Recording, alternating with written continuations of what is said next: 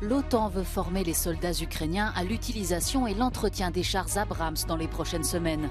Mais les pays membres restent toujours divisés sur la livraison d'avions de chasse. Un bombardier russe a perdu l'une de ses munitions alors qu'il survolait Belgorod, une ville russe non loin de la frontière ukrainienne, provoquant un important cratère au sol et blessant au moins 2 personnes. La justice européenne réduit de moitié l'amende journalière à l'encontre de la Pologne dans le cadre de sa réforme judiciaire.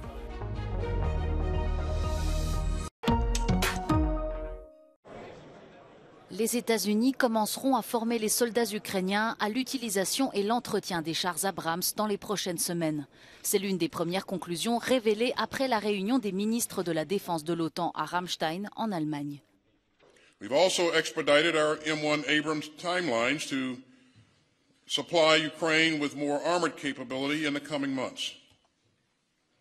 And all of this is huge progress. And I am confident that this equipment and the training that accompanied it will put Ukraine's forces in a position to continue to succeed on the battlefield.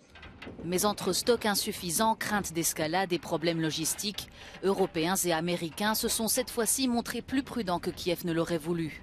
La livraison d'avions de combat à l'Ukraine reste encore un point de tension, en particulier pour l'Allemagne. La Slovaquie et la Pologne ont quant à elles commencé à fournir à Kiev des chasseurs MiG-29 de conception soviétique. C'est un avion russe qui est à l'origine du bombardement accidentel de Belgorod, survenu jeudi soir en Russie. Le ministère de la Défense a déclaré dans un communiqué qu'une munition de l'avion de combat était tombée accidentellement. Aucun mort n'est à déplorer, mais 3 personnes ont été blessées. Удар, я подскакиваю, меня прямо так вверх. Я выбегаю, эти уже сидят на полу, мои родственники. Слышен гул, ну, похож на реактивный самолет, может быть, или, ну, я не знаю, я не специалист в этом, я думаю, что люди разберутся. Вот, но стены дрожали. La ville a été secouée par 2 explosions. Une voiture s'est renversée sur le toit d'un magasin situé à côté d'un immeuble résidentiel. Les explosions ont laissé un cratère de 20 mètres au centre de la ville.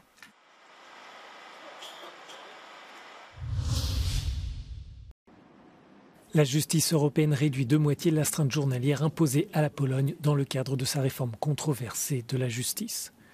Le vice-président de la Cour estime que Varsovie a mis en œuvre une partie des mesures requises. Jusqu'à maintenant, les autorités polonaises ont perdu plus d'1 demi-milliard d'euros dans sa bataille avec la Commission européenne.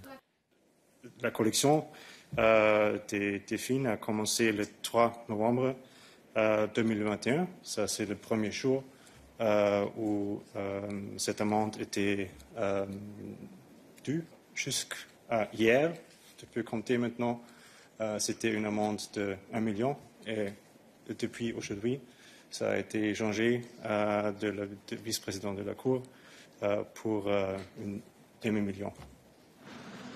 Les institutions de l'Union s'opposent au gouvernement ultra-conservateur polonais sur cette réforme judiciaire. Pour la Commission, ce projet menace l'indépendance de la justice.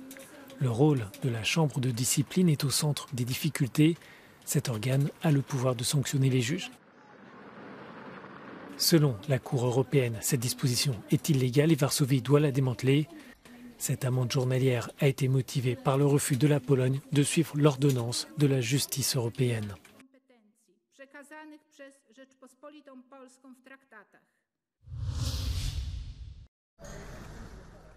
Accusé de harcèlement moral, le vice-premier ministre britannique Dominic Raab a présenté sa démission après les conclusions d'un rapport indépendant. L'enquête avait été lancée à la suite de 8 plaintes concernant son comportement lorsqu'il était ministre des Affaires étrangères, ministre du Brexit ou encore lors d'un précédent passage au ministère de la Justice. Il s'agit du 3e ministre à quitter le gouvernement de Rishi Sunak. Un coup dur pour les conservateurs à moins de 2 semaines d'élections locales qui s'annoncent difficiles pour la majorité.